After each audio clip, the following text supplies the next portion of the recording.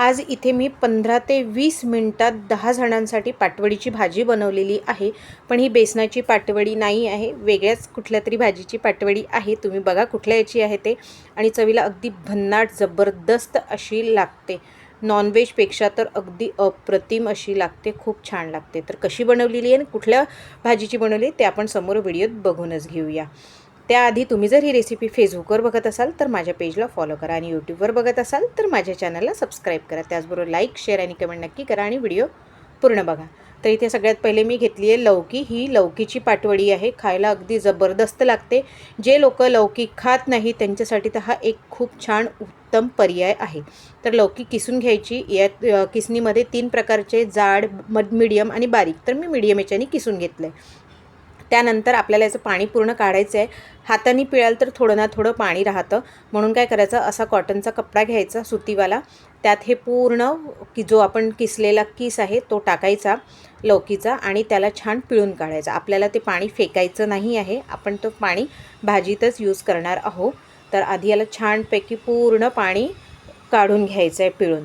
तर आता बघा वाट्यात पाणी निघालेलं आहे, आणि हे छान मस्तपैकी आपल्याला किस मिळालेला आहे लौकीचा, तो परातमध्ये घेऊन टाकूया आपण।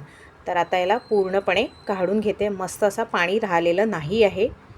त्याचबरोबर माझ्या चॅनलवर वेगवेगळ्या नवनवीन आणि खूप छान छान अशा रेसिपीज आहे, तर नक्की व्हिजिट करा, आणि तुम्हाला कुठली रेसिपी आवडली ते मला नक्की कळवा। आणि हो, आय बटन आणि एंड स्क्रीनला सुद्धा मी छान छान मजेदार अशा रेसिपीज दिलेल्या आहेत, तर त्यासुद्धा नक्की बघा। तर आता किस काढून घेतल्या, त्यात 2 चमचे मी अद्रक लसणाची पेस्ट घातली आहे। त्यानंतर सुक्या मसाल्यामध्ये हळद घातली अर्धा चमचा, 1 चमचा तिखट पावडर घातलेला आहे, आणि आता यात घालणार आपण बेसन थोडं थोडं करून घालायचं, जेवढं मावेल तेवढं घालायचं आहे। सोबत आपल्याला चवीपुरतं मीठसुद्धा घालायचं आहे। तर हे फक्त मीठ घालताना पाटवडीपुरतंच घालायचं आहे, आपल्याला रश्श्याचं मीठ रश्श्यातच घालायचं आहे।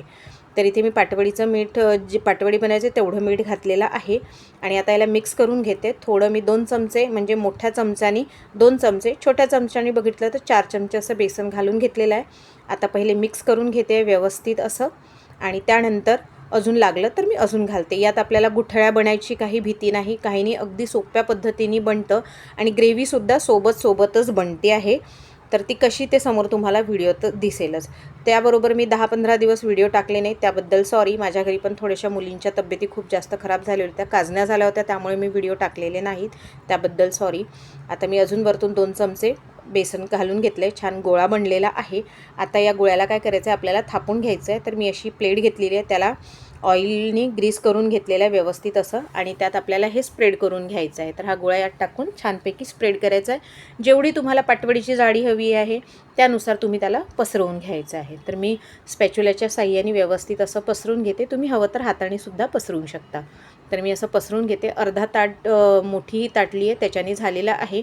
हे साधारणतः मी बनवलं ते 6 जणांना भाजी पुरेशी आहे, तुम्ही जास्त लोकांसाठी सुद्धा बनवू शकता। तर हे छान मी थापून घेतलेलं आहे। आता याला वाफवून घ्यायची आहे।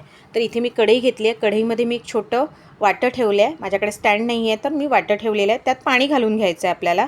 तर पाणी पूर्ण व्यवस्थित घालून घ्यायचं आहे, एकदम जास्त पण पाणी घालायचं नाही, कमी पण नाही घालायचं।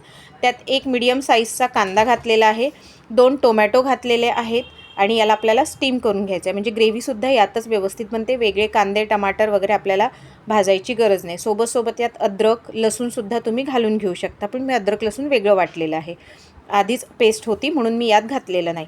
यावर वरती पाटवडीची ताट ठेवून घेतली आहे, आणि छान 5 ते 10 मिनटं वाफ येऊ द्यायची। वाफ आल्यानंतर ओपन करून घ्यायचं, आणि चाकूच्या साहाय्याने त्यात रोवून बघायचं। चाकू जर क्लिअर आला तर आपली पाटवडी शिजली आहे। तर पाटवडी शिजलेली आहे।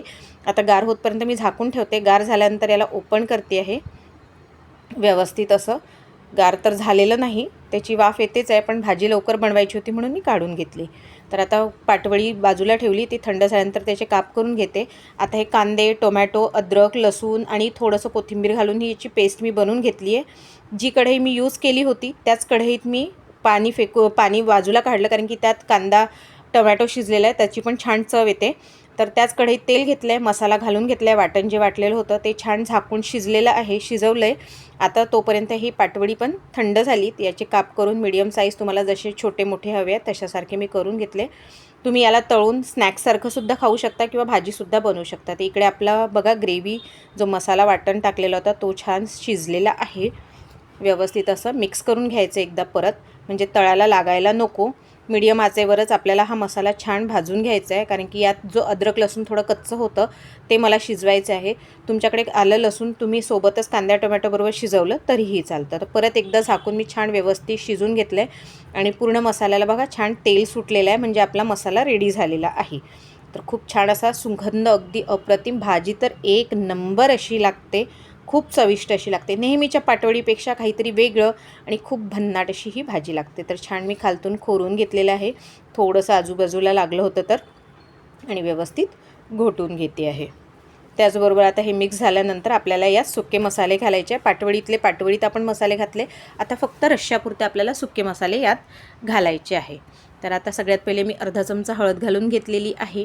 त्यानंतर यात तिखट घातले आहे, रस्स्यापुरतंच तिखट घालायचं आहे आपल्याला. तर यात आणि चवीपुरतं मीठ घातलेलं आहे, रशापुरतंच घालायचं आहे. ऑलरेडी आपण पाटवडीत घातलेलं आहे, कारण की मी वारंवार सांगते नाहीतर उगाचच आपलं मीठ जास्तीचं व्हायचं आणि भाजी बिघडायची म्हणून. तर आता याला मिक्स करून घेते सुक्या मसाल्यांना, म्हणजे सुक्या मसाल्याचा जो कच्चा फ्लेवर असतो तो सुद्धा निघून जातो इथे. तर यालासुद्धा छान व्यवस्थित मंद आचेवर करायची ही प्रोसिजर, फास्ट किंवा मीडियम गॅसवर करायची नाही, कारण की आपले सुके मसाले आहेत ते करपून जाणार, जळून जाणार, तर टेस्ट छान येणार नाही भाजीची. तर याला व्यवस्थित होऊ दिलं. तुम्ही धने पावडर वगैरे सुद्धा वापरू शकता, गरम मसालासुद्धा वापरू शकता. तर मी ते काही न घालता भाजी अप्रतिम अशी झालेली आहे. तर आता मसाले पण छान झालेले आहेत. आता यात घालते ते पाणी, ज्यात आपण पाटवडी वगैरे केली होती त्याचं पाणी, जे पिळलं होतं लौकी त्याचं पाणी आहे ते घालून घेते आहे, म्हणजे रशाला चवसुद्धा खूप छान अशी येते.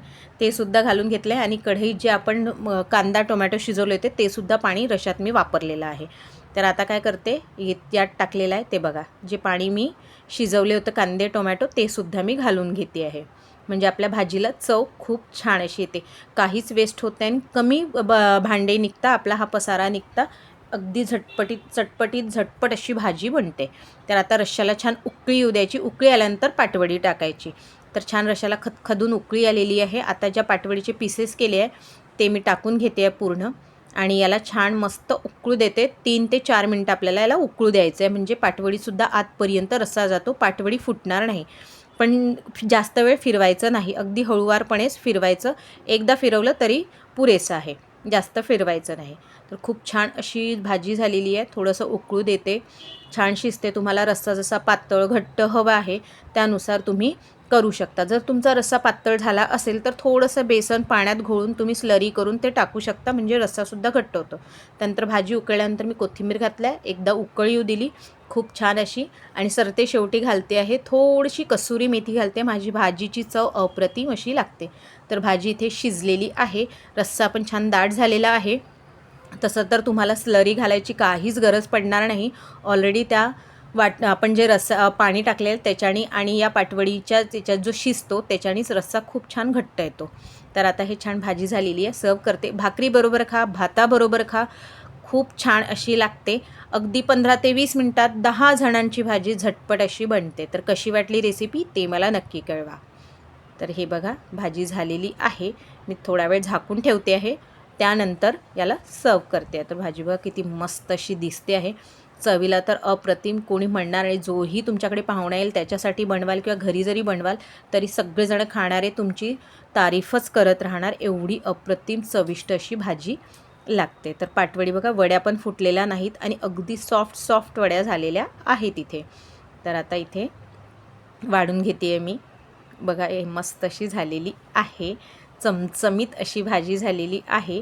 तर खूप छान असा ऑप्शन आहे पाटवडीचा, तर नक्की करा.